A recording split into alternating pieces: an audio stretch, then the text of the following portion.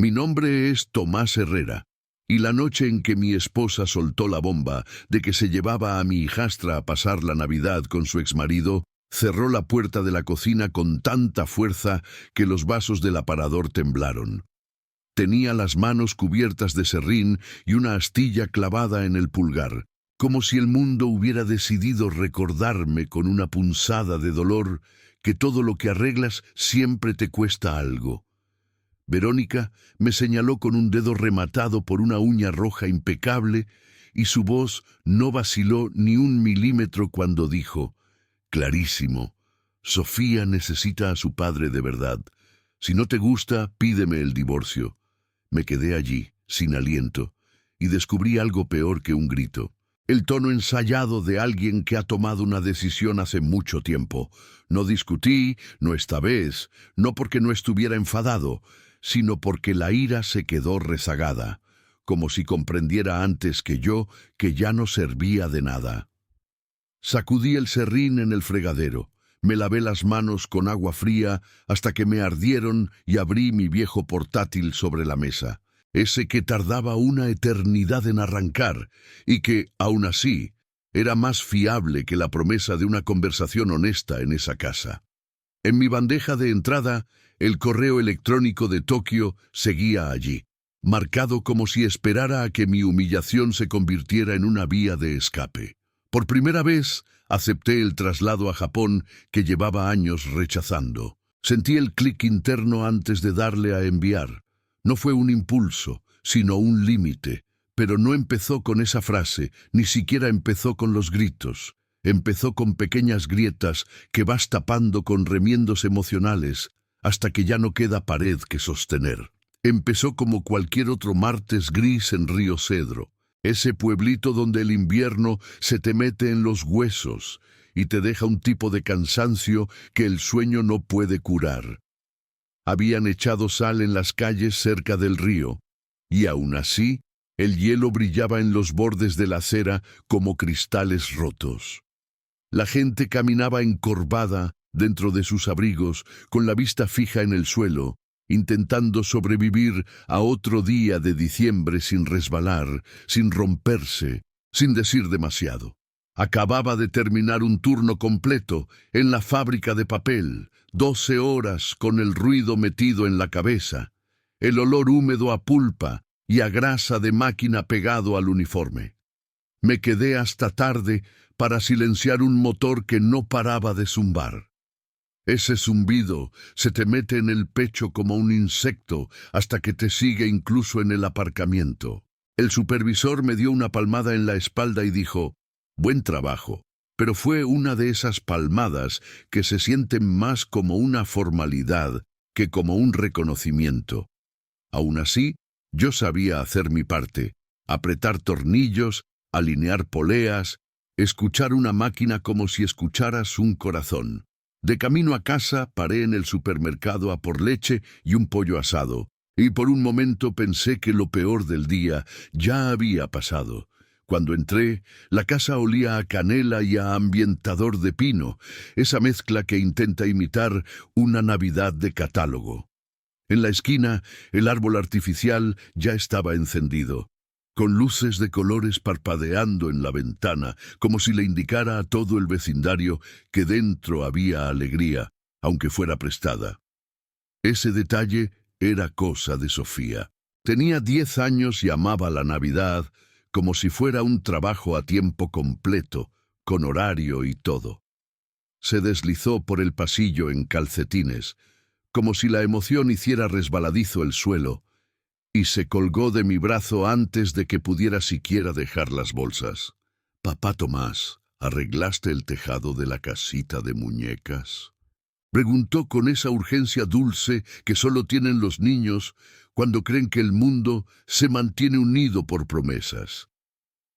La miré y, como siempre, algo dentro de mí se ablandó. Levanté la casa de muñecas de madera que había estado arreglando en el sótano. Verónica la había encontrado hecha pedazos en una tienda de segunda mano y dijo que sería un buen proyecto para que hiciéramos juntos, aunque la palabra juntos rara vez significaba lo mismo para ella que para mí. Había pasado 3 noches después del trabajo lijando y pegando piezas, con la espalda hecha un nudo y la lámpara del banco iluminando mis manos como si fueran de otra persona. «Pruébalo», le dije. Sofía puso ambas manos en el tejadito rosa. No se movió ni un milímetro. «Le dije a mamá que podías hacerlo», dijo orgullosa.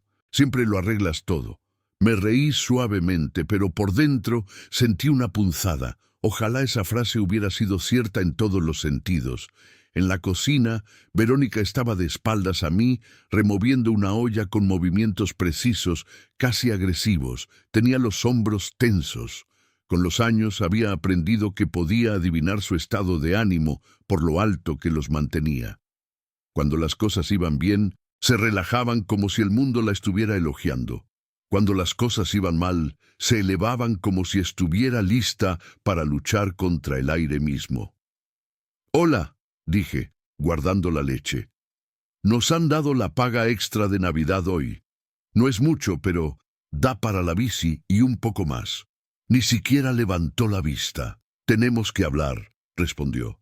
Esas 3 palabras nunca anuncian nada bueno. Y lo peor es que lo sabes antes de que la frase termine. «Vale», dije, midiendo cada sílaba como alguien que anda con pies de plomo. «¿De qué?» Apagó el fuego, dejó la cuchara y se giró para mirarme. Llevaba una blusa bonita, los labios perfectos como si acabara de salir del trabajo, como si la cocina fuera una pasarela a la que hubiera venido a ganar algo. Y ese pensamiento viejo, incómodo e insistente, me golpeó. Se arreglaba más para alguien de fuera que para una noche en casa. «He hablado con David», dijo. David, su exmarido, el que se perdía los cumpleaños y las reuniones de padres, pero siempre tenía una historia preparada, una excusa lubricada con lástima, una sonrisa de «Oye, lo estoy intentando». «¿Sobre qué?», pregunté, aunque ya se me estaba formando un nudo en el estómago. No de hambre, sino de presagio. «Sobre la Navidad», respondió, como si fuera obvio. «Nos ha invitado a una cabaña este año. Dice que quiere recuperar el tiempo perdido con Sofía. Ella necesita a su padre de verdad en su vida». Tragué saliva. «Verónica, ya teníamos planes. La misa, la cena en San Lucas, tus padres». Me interrumpió con un gesto, como si espantara a una mosca. «Tenemos costumbres, no planes. Las cenas de tu parroquia, tu iglesia, tus sillas plegables. Sofía se merece una Navidad de verdad, una cabaña grande, un árbol de verdad y su padre de verdad». Golpeó esa palabra como un martillo. «Padre de verdad», como si mi presencia fuera solo un decorado de cartón, un atrezo útil siempre que no estorbara. Me quedé quieto, dejando que me atravesara. Había creído, quizá por terquedad, quizá por ingenuidad, que era parte de esta familia. «Yo soy el que está aquí», dije, con una voz que me sonó extraña, como si viniera de un lugar que no usaba a menudo. «El que le lee, la lleva al dentista, va al colegio, sabe qué cereales le gustan. El que...». Verónica frunció los labios con un desdén tan limpio que dolió más que una palabrota. «Eres el padrastro», dijo, secamente. «No hagas que esto se trate de ti. Sabías en lo que te metías. David es su padre biológico. Ella necesita ese vínculo. Quizás si no fueras tan simple para todo, lo entenderías». Algo pequeño y silencioso se rompió en mi pecho. No fue un chasquido dramático. Fue como una tabla vieja que finalmente cede, después de haberle puesto demasiado peso durante demasiado tiempo. Recordé sin querer la primera vez que Sofía me llamó Papá Tomás. Tenía 3 años. Se había tropezado en el jardín y me buscó con los ojos llorosos, como si yo fuera la única pared estable en un mundo que se tambaleaba. La levanté, le soplé en la rodilla y se aferró a mi cuello y dijo esa palabra inventada. Verónica lo había celebrado ese día, como si la foto le viniera bien, pero ahora esa misma palabra parecía ser mi condena. «¿Y dónde encajo yo?», pregunté, más cansado que indignado. Verónica se encogió de hombros. No encajas. No, esta vez nos vamos una semana, salimos el 23. Si no puedes soportarlo, pides el divorcio, o lo haré yo.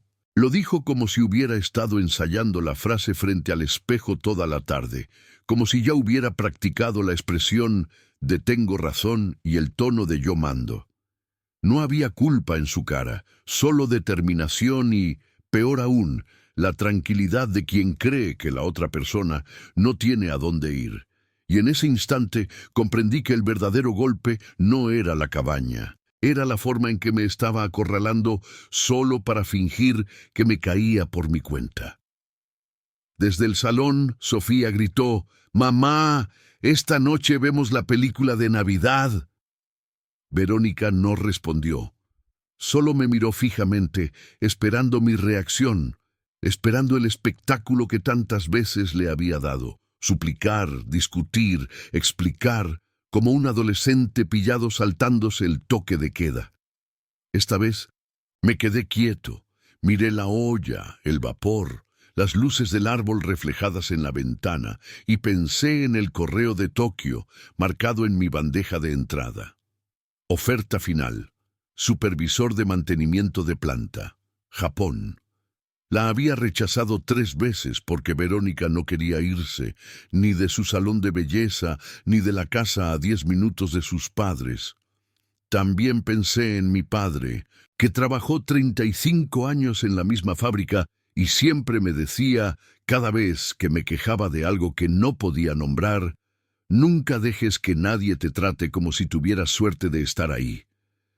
Mi padre no era un poeta, era de esos hombres que hablan poco y clavan las frases como si fueran clavos. Entiendo, dije finalmente, con una calma que no sentía por dentro. ¿Cuándo se lo dijiste a Sofía? Verónica se colocó un mechón de pelo detrás de la oreja como si eso fuera lo importante. Ayer. Está emocionada. Quiere ver la nieve. David viene a buscarnos. Por supuesto. Está bien, respondí. No me interpondré en vuestro camino. Verónica parpadeó desconcertada. No era la frase que esperaba. ¿Eso es todo?, exigió. ¿No vas a gritar, a llamarme egoísta, a amenazar con abogados? Negocié con la cabeza. No, esta noche no. Resopló, murmurando que no tenía agallas, y volvió a los fogones como si la conversación hubiera sido una molestia, no una fractura. Pasé junto al olor de la salsa, junto a la pila de correos sin abrir, junto al calendario con dibujos de renos que Sofía había pegado y entré en el salón. Me dolía el pecho de una manera que no era un infarto. Era pérdida. Sofía había alineado a la familia de madera frente a la casa de muñecas. La figura del padre estaba más cerca de la puerta, como preparándose para irse. Ese detalle, en miniatura, me hizo tragar un nudo ridículo en la garganta, porque hasta los objetos empezaban a organizarse con la lógica de la partida. ¿Hora de la película?, pregunté. Ella sonrió radiante, con los ojos brillantes. ¿Podemos ver la vieja, la de blanco y negro con el ángel? Qué bello es vivir, dije. Sí, esa. Se acurrucó bajo mi brazo con una manta y apoyó la cabeza en mi hombro, como si mi hombro fuera su lugar natural. En la pantalla se desarrollaba toda la vida de George Bailey. Pequeños sacrificios, momentos silenciosos que casi nadie nota. Estaba mirando, pero pensaba en cuántas veces había dicho que no a ese trabajo en el extranjero, creyendo que estábamos construyendo algo juntos. A mitad de la película, Sofía se durmió. Su pelo estaba cálido contra mi camisa. Una sola pestaña descansaba en su mejilla como una coma. La llevé en brazos con cuidado, como se lleva algo que podría romperse solo con mirarlo, y la llevé a su habitación. Le metí el edredón bajo la barbilla, le aparté un mechón de pelo de la frente y me quedé un minuto escuchando su respiración tranquila. En la pared tenía estrellas que brillaban en la oscuridad y un dibujo de un muñeco de nieve con una bufanda enorme. Abajo, La casa se sentía diferente, de repente vacía, aunque Verónica estuviera en el dormitorio y la tele siguiera murmurando. Me senté a la mesa de la cocina, acerqué el portátil y abrí el correo de Tokio. «Hola, Kenji», escribí. «Si el puesto sigue disponible, me gustaría aceptarlo». El cursor parpadeaba al final como un latido artificial. Leí la frase 2 veces, como si pudiera medir el tamaño exacto de lo que estaba haciendo. Pensé en el pasillo, en el arbolito, en las palabras «padre de verdad», pronunciadas como una sentencia. También pensé en el agotamiento de vivir como si necesitara permiso para existir en mi propia casa, y le di a enviar. El suave silbido del correo al salir pareció más fuerte de lo habitual en esa pequeña cocina, como si hubiera disparado el pistoletazo de salida. No hice las maletas esa noche, no dejé una nota, solo escuché cómo se encendía la caldera y la máquina de hielo hacía su ruido sordo. Ruidos ordinarios de una casa que de repente ya no sentía como mía. Los días siguientes fueron de una normalidad falsa y enfermiza. Verónica actuaba como si no hubiera pasado nada, como si no acabara de clavar un cuchillo en la mesa y dejarlo allí. Hablaba por teléfono en el pasillo, bajando la voz cuando yo entraba, y aprendí a no preguntar porque cada pregunta era una puerta para que me volviera a llamar simple. Sofía, en cambio, no paraba de contarme cosas, que iban a hacer un intercambio de galletas en el colegio, que la señora Benítez había decorado su despacho con un muñeco de nieve, que quería que la ayudara a envolver regalos. Lo hice con celo que no pegaba bien, y papel que se rompía por las esquinas, y cada gesto se sentía como una despedida que no podía nombrar sin romperla. Kenji respondió rápidamente. «Estamos encantados. Le enviaremos la documentación una vez confirmada la fecha». La empresa se movía como una empresa. Formularios, llamadas, horarios. Yo me movía como un hombre cansado. Hice lo mínimo, lo necesario, lo silencioso. Renové mi pasaporte, firmé papeles, revisé mis cuentas. En mi cabeza repetía una frase que nunca dije en voz alta. Esto no es huir, es sobrevivir. Aún así, la culpa se me pegaba como la nieve a las suelas de las botas. La mañana que me fui al aeropuerto, Verónica ya estaba con Sofía, preparando las maletas para la cabaña. Ni siquiera intentó detenerme. No preguntó cuándo volvería. Solo dijo, no montes una escena, como si la escena fuera mía y no suya. Me fui con una mochila, una carpeta y un corazón que sonaba a metal chocando. Cuando el avión aterrizó para mi escala, sentí algo que no había sentido en años. Silencio. No paz, exactamente. Más bien la quietud después de una tormenta. Cuando el aire huele a lluvia y no sabes si ha terminado o solo está tomando aliento para empezar de nuevo. Miré por la ventana y vi el mundo como una cuadrícula fría. Me pregunté, con una punzada, si Sofía estaría despierta en ese momento, si estaría mirando en mi dirección en algún lugar sin saber que me iba. Tokio me recibió, brillante incluso de noche, lleno de luces en movimiento, pero nada de eso me pertenecía. Me instalaron en un apartamento modesto, una cocina diminuta, una cama estrecha y una ventana que daba a una calle por la que pasaban hombres de traje con paraguas negros como sombras ordenadas. La primera mañana me perdí. Fue así de simple. Salí con el mapa del móvil abierto y aún así acabé en una calle paralela, mirando carteles que no podía leer, escuchando anuncios que sonaban como agua golpeando una piedra. La ciudad era un animal enorme que respiraba electricidad. En la estación, la gente caminaba como si supiera exactamente a dónde iba. Y yo, con mi chaqueta vieja y mi cara de extranjero, era una nota fuera de ritmo. Compré un café de una máquina expendedora y sabía a quemado. Me reí por primera vez en días, una risa seca. Pensé, bueno, si he elegido la vida equivocada, al menos la estoy eligiendo lejos. A las 7 de la mañana, Kenji me encontró en la entrada de la planta y me saludó con una ligera reverencia que me descolocó.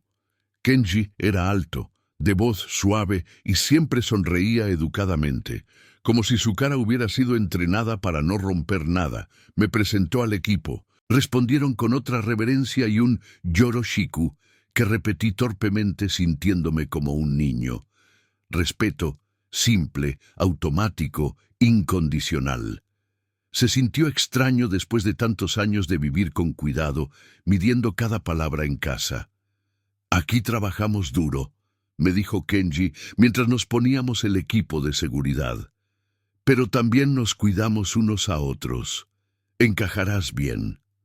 Asentí, aunque la verdad era otra. Me sentía como un fantasma caminando por la vida de otro, un hombre que había dejado su sombra en un pueblo frío y ahora vagaba sin ella por pasillos impolutos. Los primeros días me lancé al trabajo como quien se agarra a una cornisa para no caer. Las máquinas tenían un lenguaje diferente, pero la lógica era la misma: ruido, temperatura, vibración, desgaste. Me gustaba esa honestidad. Un rodamiento no finge, una correa no manipula. O está bien o no lo está. Pero cuando terminaba el turno y volvía a mi apartamento, el silencio se convertía en mi enemigo. Me quedaba de pie frente a la cama, con los zapatos puestos, escuchando el sonido de la ciudad filtrado por la ventana. Y entonces llegaba el impulso: sacar el móvil, buscar mensajes, buscar el nombre de Sofía como quien busca aire para respirar. La primera semana miré el móvil una y otra vez. No había mensajes de Verónica, lo que no me sorprendió. Podía fingir que yo no existía durante semanas si le convenía. Pero de Sofía esperaba algo: una pregunta, una foto, cualquier señal de que todavía había un hilo. Así que le escribí yo primero. «Hola, cariño. Espero que te lo estés pasando bien. Estoy en Japón, te echo de menos». Me quedé mirando el doble cheque azul como si fuera una oración. No respondió. Al día siguiente lo intenté de nuevo. «Te he enviado un regalito. Probablemente tardará una semana en llegar. Te quiero». Nada. Empecé a sentirme ridículo, como un hombre hablándole a una puerta cerrada. Unas noches más tarde, para hacer algo más que esperar, paseé por un mercado cercano y encontré una tiendecita con artesanías de madera. Un anciano me enseñó amuletos, y entendí poco, pero vi un pequeño zorro tallado con una paciencia casi afectuosa. Dijo una palabra que no pude repetir. Señalé el zorro y asentí. En mi cabeza, el zorro significaba protección, porque necesitaba creer que podía enviar algo para proteger a Sofía, aunque no pudiera abrazarla. Lo empaqueté torpemente. Escribí la dirección de Río Cedro como si fuera un conjuro y lo envié. Costó más de lo que esperaba, pero no me importó. Volví a mi apartamento con las manos frías y una pequeña, casi vergonzosa esperanza. Esa misma noche vi a una familia en la calle, un padre, una madre y su hija riendo, la niña saltando sobre las grietas del pavimento mientras los cogía a ambos de la mano. El padre se agachó para decirle algo, y la niña soltó una carcajada que me atravesó como una bala silenciosa. Me quedé allí mirándolos hasta que doblaron la esquina, y fue entonces cuando la culpa me golpeó con fuerza, aplastándome el pecho como una mano. Había abandonado a Sofía. ¿Era yo realmente mejor que David, que desaparecía cuando las cosas se ponían difíciles? Intenté convencerme de que necesitaba distancia, tiempo, claridad, pero la culpa se filtra como el frío por las ventanas viejas. No pide permiso. Cada noche revisaba mi correo. Cada noche estaba vacío. A veces abría la galería del móvil y miraba fotos antiguas. Sofía con una nariz de payaso en la feria. Sofía con un diente flojo, enseñándome su sonrisa. Sofía dormida en el coche con la boca abierta, después de patinar sobre hielo. En esas fotos yo estaba de fondo, a veces cortado, como si mi presencia siempre hubiera sido algo que se podía recortar sin que nadie se quejara. Un sábado, un colega más joven, Daichi, me invitó a comer ramen. Me vio mirar el móvil todo el tiempo. ¿Esperas a alguien?, preguntó con esa cortesía que no invade, pero sí observa. Dudé. A mi hija, o a mi hijastra, admití finalmente. Asintió sin juzgar. Es complicado, se podría decir, dije, sorprendido por mi propia honestidad. Daichi removió sus fideos con los palillos como si estuviera pensando. Los asuntos de familia nunca son simples, dijo, pero la verdad siempre encuentra la manera de mostrarse. La frase se me quedó grabada porque sonaba demasiado tranquila, demasiado segura, como si hubiera visto esta película antes. Observé el vapor subir del caldo y pensé en Río Cedro, en la nieve sucia a lo largo de los bordillos, en mi cocina. No entendí entonces cuánta razón tendría. Volvimos caminando bajo luces que parecían flotar, y por un segundo sentí algo parecido a la pertenencia, a estar en un mundo donde la gente no te humilla por deporte. El punto de inflexión llegó el martes siguiente. Estaba en el balcón de mi apartamento comiendo fideos instantáneos cuando abrí Facebook, algo que rara vez hacía porque era un escaparate donde todo el mundo finge que no está roto. En la parte superior de mi feed había una publicación de una vecina de mi antiguo barrio, de esas que comentan todo como si fueran la alcaldesa del cotilleo. Una foto. Verónica y Sofía, frente a una enorme cabaña cubierta de nieve. La imagen tenía esa luz limpia de postal, como si la felicidad pudiera ajustarse con un filtro. Y sin embargo, al verla, sentí que se me helaba la sangre. Verónica llevaba un jersey rojo que reconocí porque se lo había regalado la Navidad pasada, cuando todavía creía que un regalo podía comprar afecto. Y a su lado estaba David, llevando mi jersey de Navidad, el viejo jersey verde con el pino bordado, el que a Sofía le encantaba porque decía que me veía feliz con él. Los tres posaban como la familia perfecta. Navidad en la cabaña, decía el pie de foto, con 2 emojis de corazón. Me quedé mirando hasta que la comida se enfrió. No era solo celos, no era solo traición. Era la constatación de que Verónica me había mirado a los ojos. Me había dicho que Sofía necesitaba a su padre de verdad. Y luego se había metido en la vida que siempre quiso sin mí, usando mis cosas como si yo fuera solo un mueble heredado. Hice zoom en la imagen, y fue entonces cuando llegó el segundo golpe. Sofía no sonreía. No de verdad, no con esa sonrisa que le arrugaba los ojos y que siempre me dedicaba cuando hacía voces tontas o le arreglaba algo roto. Parecía confundida, un poco perdida, como una niña a la que le han ordenado que se quede quieta para una foto que no quería. Tenía las manos entrelazadas delante, como las ponía cuando estaba nerviosa. Esa expresión me provocó algo extraño, me rompió y me arregló al mismo tiempo. Cerré Facebook y me cubrí la cara con las manos. Sentí que la vieja culpa empezaba a transformarse en otra cosa: determinación. No podía protegerla desde la distancia si estaban cortando los hilos. Esa noche intenté llamarla 1, 2 veces. Saltó directamente al buzón de voz, como si mi número ya no existiera.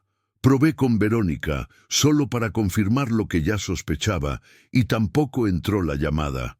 Me quedé mirando el teléfono como si fuera una herramienta que se me había roto, una llave que ya no abría la misma puerta. Daichi me escribió para preguntar si estaba bien. Le dije que sí. Mentí con facilidad y luego me odié por ello. Al día siguiente, Kenji notó mi cara y me preguntó si necesitaba descansar. Le dije que era el jet lag. En parte era verdad. El desfase no estaba en el reloj, estaba en mi pecho, pero lo peor estaba por llegar. 2 días después, estaba en la sala de descanso cuando Daichi entró con el móvil en la mano, con un aspecto más serio de lo que nunca le había visto. «Tom», dijo incómodo, «tu apellido es Herrera, ¿verdad?» «Sí», respondí lentamente como si cada letra llevara un peso. Me mostró la pantalla, un aviso legal en una web pública del juzgado. Demanda de divorcio presentada por Verónica Herrera. Motivo: abandono del hogar. Fecha: 3 días después de que el demandado abandonara el país. Se me fue el aire de los pulmones. Daichi leyó en voz baja que ella alegaba que me fui sin intención de volver y que la casa y los bienes debían serle adjudicados. Abandono. La palabra se me pegó como el hollín. Ella sabía que acepté el trabajo, murmuré. Me vio enviar el correo. Prácticamente me empujó a irme. Daichi asintió lentamente. A veces la gente elige mentir cuando la verdad se interpone en su camino. Mi móvil vibró. La aplicación de seguimiento me notificó que el amuleto había sido entregado 2 días antes. Ni una sola respuesta. Verónica debió de interceptarlo. Por primera vez sentí rabia de verdad. No del tipo que grita, sino del tipo frío y preciso que se asienta en lo más profundo de ti y te vuelve peligroso porque te da claridad. Comprendí que esto no era un malentendido, era una estrategia. Esa misma noche compré un vuelo de vuelta. No pensé en ello como volver a casa, porque esa frase ya no me salía. Pensé en ello como volver a donde estaba mi hija, aunque no fuera mía de sangre. Le escribí a Kenji con un respeto que me dolía. Le expliqué que tenía una emergencia legal familiar, que necesitaba un permiso de ausencia. Respondió con una humanidad inesperada. La familia es importante, haremos lo que podamos. Me sentía agradecido y al mismo tiempo humillado de que un hombre que apenas conocía me tratara con más consideración que mi propia esposa. Hice la mochila, dejé el apartamento ordenado como si fuera a volver al día siguiente y dormí 2 horas mirando al techo. Aterricé en un amanecer helado, de esos en los que el aire te muerde las mejillas en cuanto sales del aeropuerto. Nadie me esperaba. Perfecto. Yo tampoco estaba listo para que me vieran. Me registré en una pequeña habitación en una pensión de la calle de San Francisco. Una cama firme, una ventana que daba al aparcamiento. No era bonito, pero era sólido, honesto. El tipo de lugar en el que te quedas cuando has venido a hacer lo que tienes que hacer, no a fingir que todo está bien. La recepcionista me dio una llave y me miró como se mira a alguien con la guerra en la cara. Le dediqué una sonrisa mínima y subí sin decir palabra. Ese mismo día pasé con el coche por mi antigua casa. La entrada estaba vacía. La corona de Navidad seguía colgada, torcida, como si también la hubieran apartado. En la ventana, el árbol artificial seguía parpadeando con sus luces de colores, un destello insistente que se sentía cruel. Me costó todo mi esfuerzo no parar, subir los escalones y llamar, pero seguí conduciendo. Antes de una confrontación necesitaba información. No podía entrar como un hombre herido, tenía que entrar como un hombre preparado. Eso lo aprendí en la fábrica. Si vas a arreglar algo, primero lo diagnosticas. Si te saltas ese paso, lo romperás peor. Mi primera parada fue la cooperativa de crédito de Río Cedro. La cajera, Rosa, me conocía desde hacía años.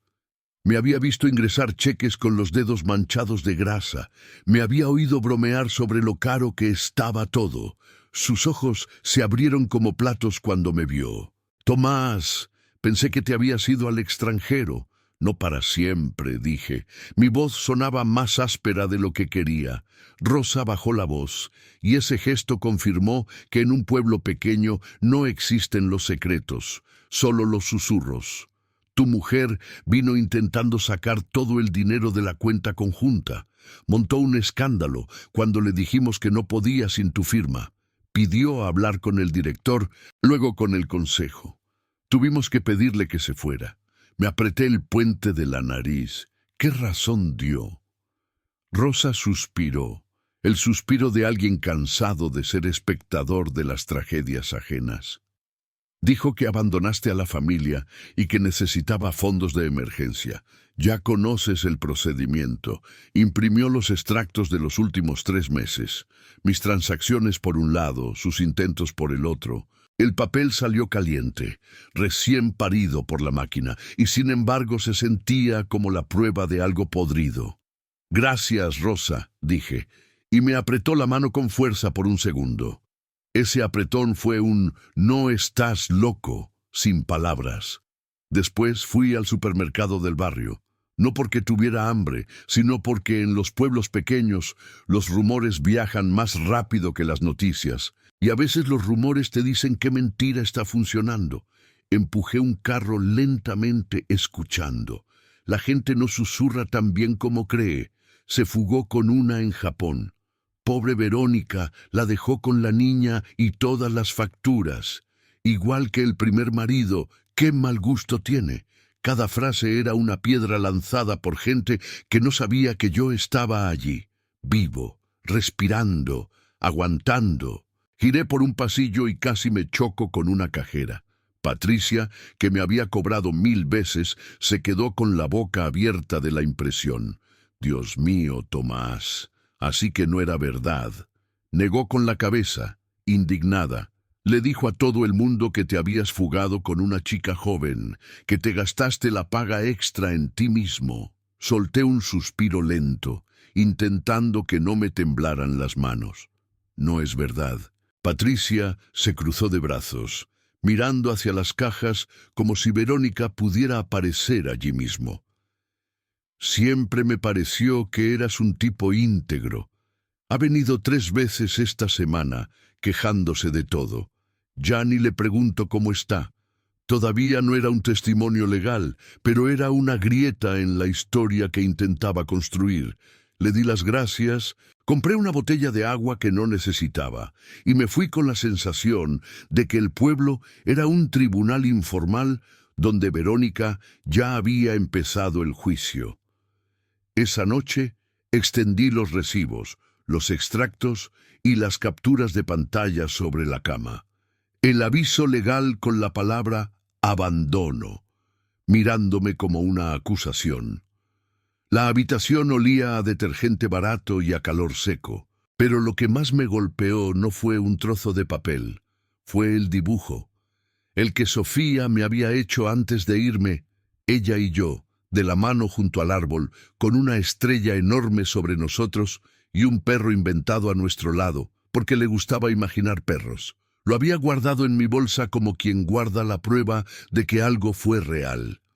Lo puse sobre el edredón y me quedé mirándolo. Ella pensaba que me fui por su culpa. Pensaba que ya no quería ser su padre. Solo pensarlo me quitaba el aliento. A la mañana siguiente llamé al colegio.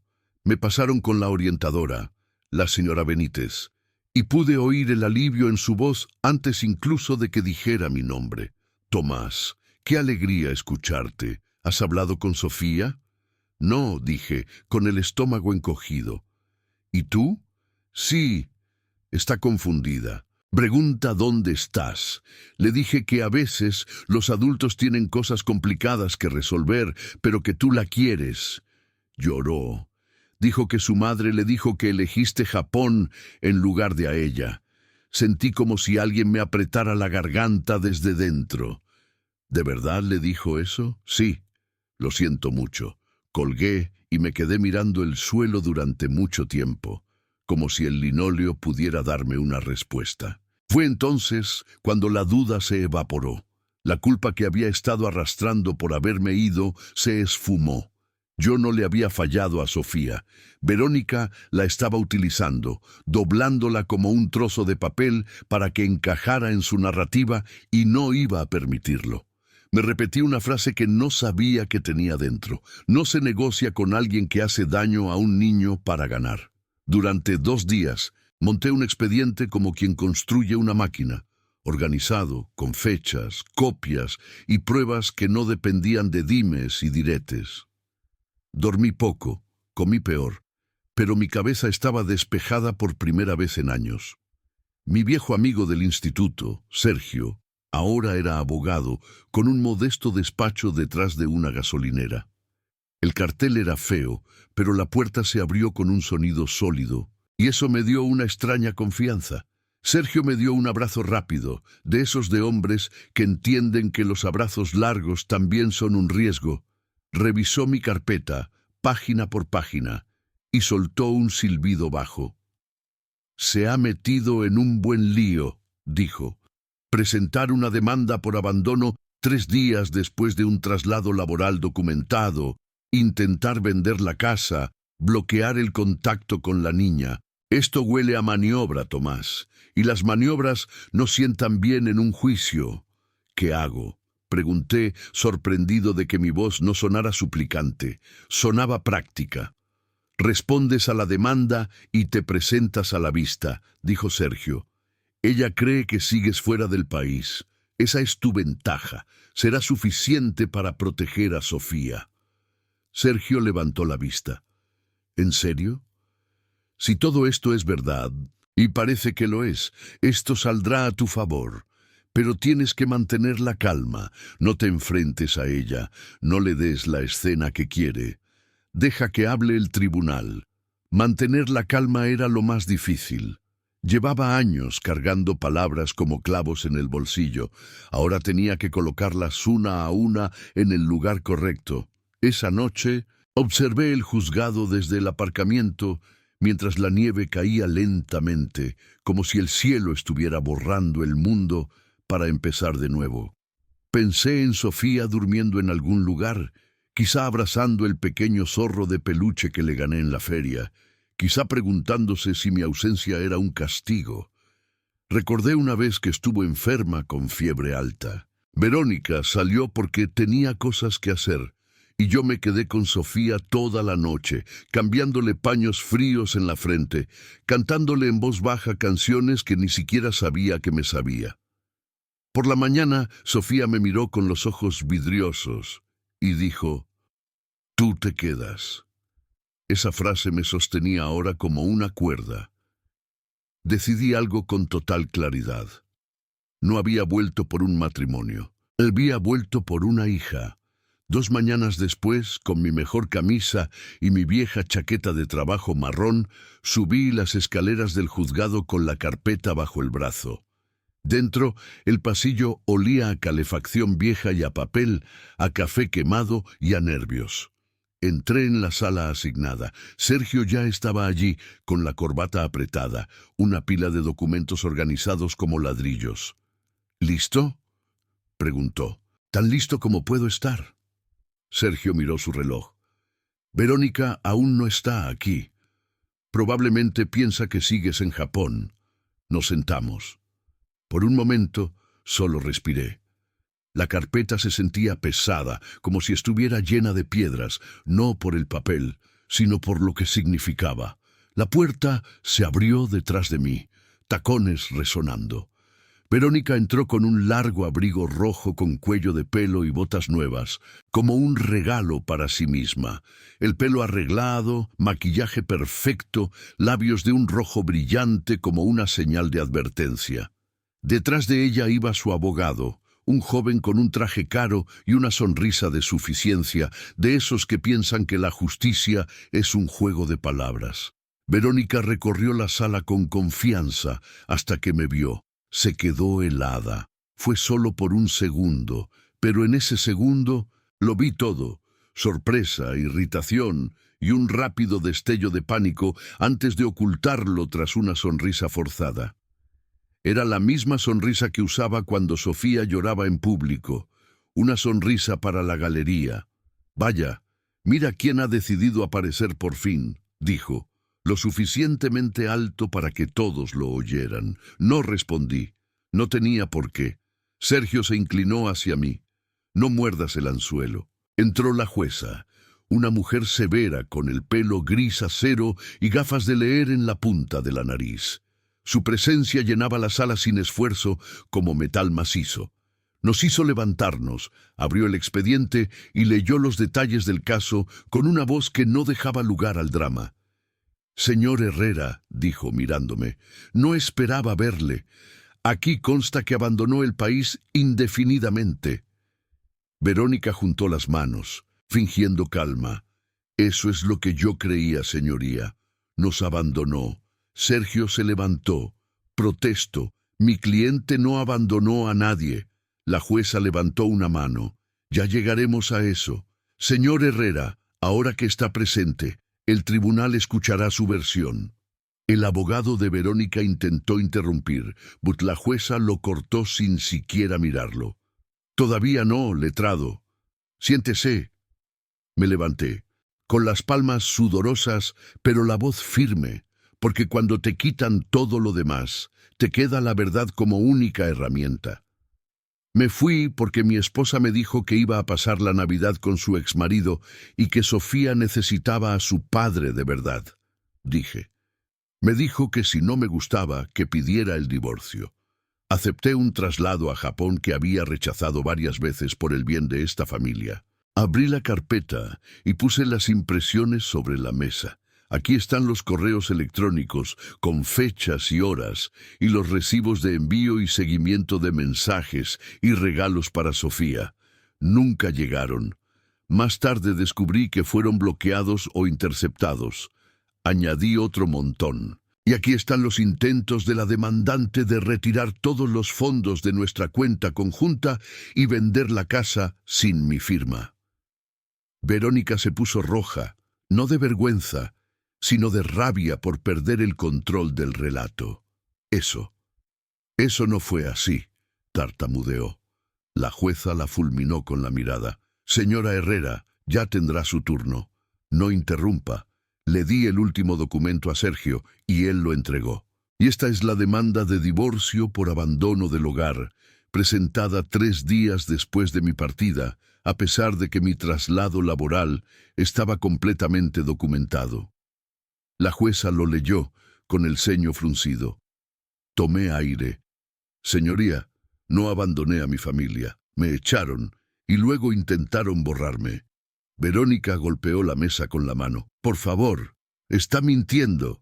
Se fugó con una mujer en Japón. Y pregúntenle a cualquiera.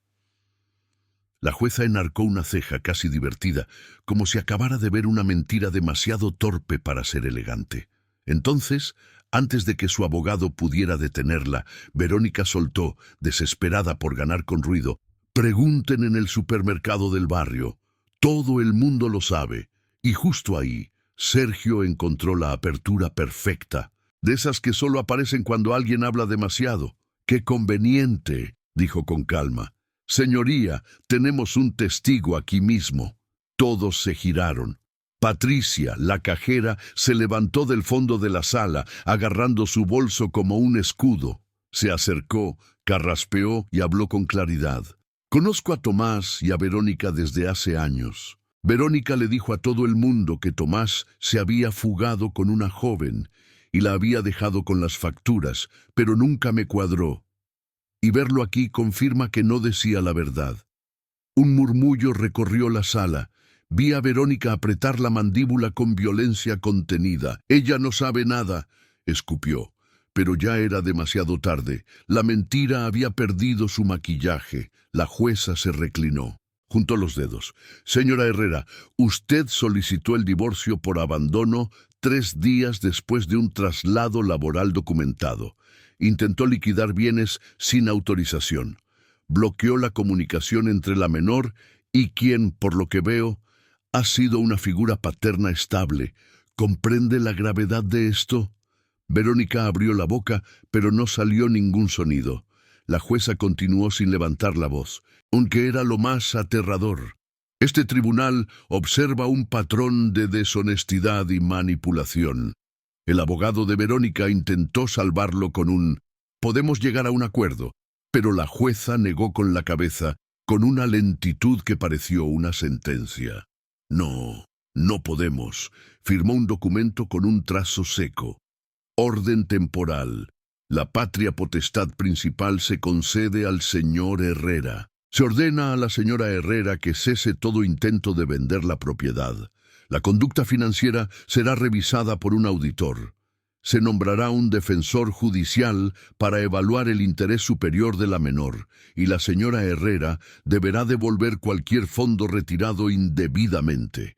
Las palabras cayeron una tras otra, pesadas, exactas como ladrillos que se colocan. La cara de Verónica pasó del rosa a un rojo oscuro. «Esto es absurdo. Ni siquiera es su padre de verdad», gritó. Y ese grito, justo ahí en una sala destinada a proteger a los niños, sonó como una confesión. Los ojos de la jueza se endurecieron.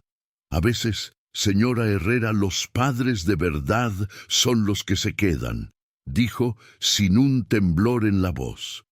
Se levanta la sesión. El mazo golpeó. Las sillas se arrastraron. La gente murmuró. Verónica salió furiosa, con su abogado siguiéndola, y yo me quedé allí, como si mi cuerpo aún no supiera que podía volver a respirar. Y entonces, en medio del ruido, algo pequeño se abrió paso. Papá Tomás. Me giré. Sofía estaba en la puerta con su orientadora escolar. Tenía los ojos húmedos, pero su sonrisa. Esa sonrisa era real. No era la sonrisa de la foto, era la que le salía del pecho. Corrió hacia mí y me abrazó la cintura con una fuerza que parecía asegurarse de que yo era sólido, de que no era un sueño. «Sabía que no me habías dejado», susurró. No pude hablar. Solo la abracé con fuerza, con una mano en la nuca, sintiendo su pelo bajo mis dedos mientras la sala se vaciaba a nuestro alrededor. Ese abrazo cambió el mundo. Ya no era el padrastro, era papá. No por papeles, no por sangre, sino por permanencia.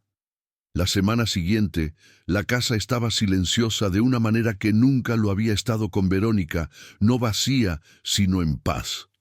Estaba de vuelta temporalmente por orden judicial, mientras la defensora judicial hacía su evaluación. Volver a entrar fue extraño. El mismo pasillo, el mismo viejo olor a canela, pero sin la tensión en el aire. Sofía se quedaba en noches alternas, e incluso cuando no estaba, me encontraba escuchando sus pasos por el pasillo, como si mis oídos se hubieran acostumbrado a ella.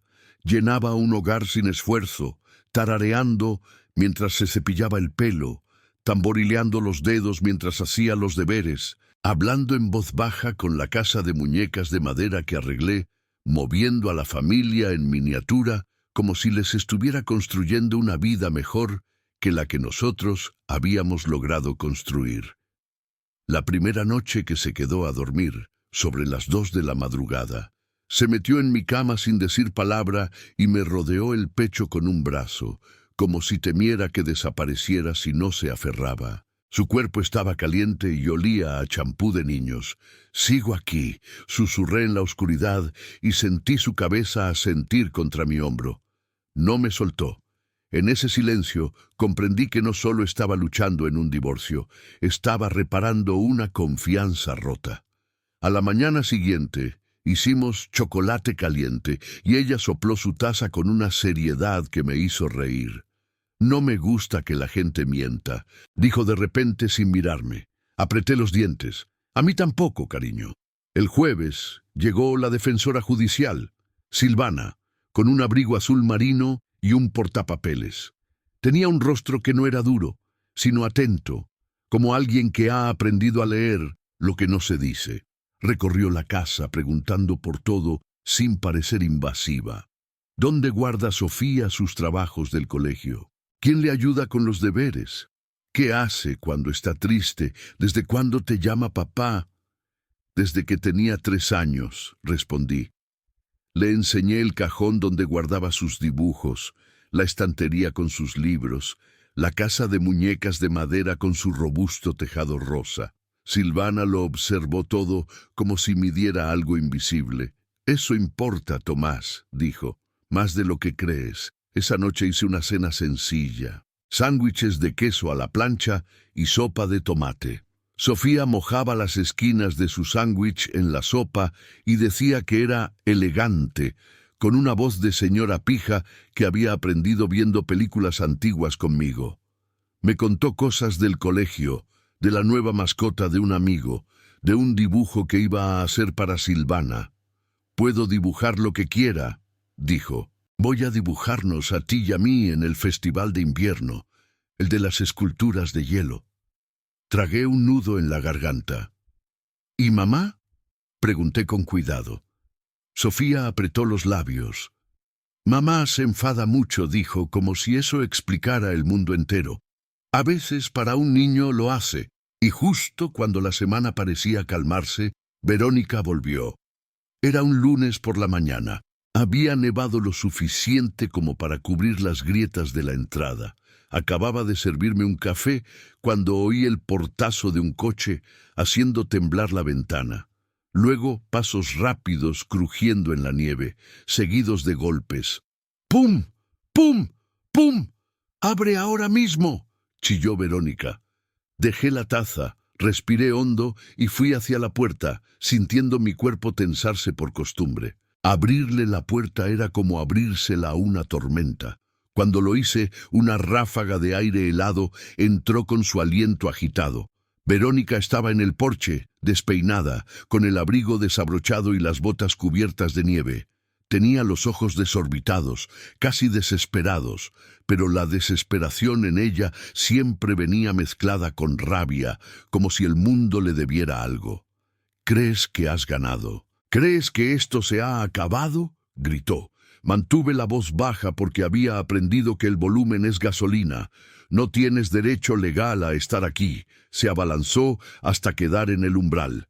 «Esa jueza me humilló delante de todos. Me has arruinado la vida». «Yo no he arruinado nada», dije la verdad. El tribunal hizo el resto. Verónica apretó los puños. «Me has robado a mi hija». «Sofía no es algo que se pueda robar», respondí. «Y eso lo sabes». Por un segundo su rostro se contrajo, no con ira, sino con algo parecido al miedo, o quizá al reconocimiento, pero inmediatamente lo aplastó con desprecio. Como siempre. «Te crees una especie de héroe, Siseo. No eres nada, nada». Detrás de ella, un coche estaba en marcha en la entrada. Miré por encima de su hombro y vi que no era su todoterreno. Era la camioneta de David. El motor rugía, bajo e impaciente. Ese sonido me recorrió la espalda con un escalofrío porque anunciaba una presencia sin intención de intervenir. David estaba al volante con los brazos cruzados, observando la escena como una piedra. No se bajó, no saludó, ni siquiera la miró con preocupación. Comprendí al instante que el suelo se había movido bajo sus pies, que su padre de verdad no era tan firme como ella lo había vendido. Verónica siguió mi mirada y espetó furiosa: «Pues vete». Él no bajó la ventanilla, no respondió. Simplemente puso la marcha atrás, salió de la entrada y se fue sin decir palabra, dejándola allí como quien deja una bolsa de basura en la acera. Verónica se volvió hacia mí con los ojos encendidos. «Es un cobarde», escupió, «un cobarde patético, los dos». Sostuve la puerta con una mano, sintiendo el frío en los nudillos. «Por tu propio bien», dije muy bajo, «vete». Soltó un grito ahogado de pura frustración y se fue pisando fuerte la nieve. Resbaló una vez en el hielo, se recuperó y siguió murmurando maldiciones mientras desaparecía por la acera. Cerré la puerta. El sonido fue sordo y final, como si la propia casa hubiera dicho «basta». Me apoyé en la madera un minuto, escuchando mi propio corazón. Y pensé que era la primera vez en años que cerraba una puerta sin tener miedo de lo que vendría después. 2 horas más tarde abrí mi correo y encontré un mensaje de David. «Asunto, sobre todo esto». Dudé, pero hice clic, porque a veces la verdad llega por canales incómodos. «Tom, he terminado con Verónica. No sabía nada de las mentiras. No sabía que había pedido el divorcio por abandono. No sabía que estaba usando a Sofía para castigarte. Después de ese desastre en el juzgado, me di cuenta de que tampoco la quiero en mi vida. Siento mi parte en todo esto, de verdad. Y por si sirve de algo, eres el único padre de verdad que Sofía ha tenido». Leí esa última línea con una extraña mezcla de sentimientos. No era perdón. No era amistad, pero era una verdad inesperada del lugar menos probable. Me dolió que hiciera falta un juicio para que él lo admitiera, y sin embargo sentí alivio, porque su retirada le quitaba todo el poder al drama de Verónica. Esa tarde, Mientras el sol se ponía y pintaba el salón de un naranja suave, Sofía se subió al sofá con algo escondido a la espalda. Tenía ese brillo cómplice en los ojos que ponía cuando hacía regalos a mano. «Te he hecho una cosa», dijo. Sonreí. «¿Ah, sí? ¿Qué es?» Sacó una de las figuras de madera de la familia de la casa de muñecas, el papá. Pero ahora estaba pintado con una camisa marrón, como mi chaqueta, con pequeñas motas grises en el pelo. En la base, con la letra temblorosa de una niña de 10 años, había escrito «Papá Tomás». La letra era imperfecta, y eso la hacía perfecta. Era su forma de clavarme en el mundo. Me la puso en la mano como si me estuviera entregando un título. «Se parece a ti», dijo orgullosa. «Tuve que tragar saliva antes de poder hablar. Es perfecto, cariño». Apoyó la cabeza en mi brazo. «Ahora podemos arreglarlo todo, ¿verdad, papá?» Le pasé el brazo por los hombros, sintiendo el verdadero peso de esa palabra. «Sí», respondí suavemente, «ahora podemos». Más tarde, después de que se durmiera, me quedé junto a la ventana, observando el brillo de la luz del porche sobre la nieve, y pensé en Japón, en los pasillos limpios, el respeto automático, y en cómo, por primera vez, yo también me estaba tratando con respeto. La victoria no llegó con gritos, ni con amargura, ni con venganza. Llegó dejando que la verdad hablara más alto que las mentiras, manteniéndome firme mientras la persona que intentó romperme se deshacía sola. Llegó apareciendo cuando importaba, con calma, con honestidad, eligiendo a Sofía una y otra vez, incluso cuando el miedo me decía que huir era más fácil. Y si alguna vez te han hecho a un lado, te han mentido o te han hecho sentir irreal por alguien a quien amabas, no estás solo. Si historias como esta te recuerdan que la dignidad todavía vale algo, espero que te quedes para la siguiente. Sí.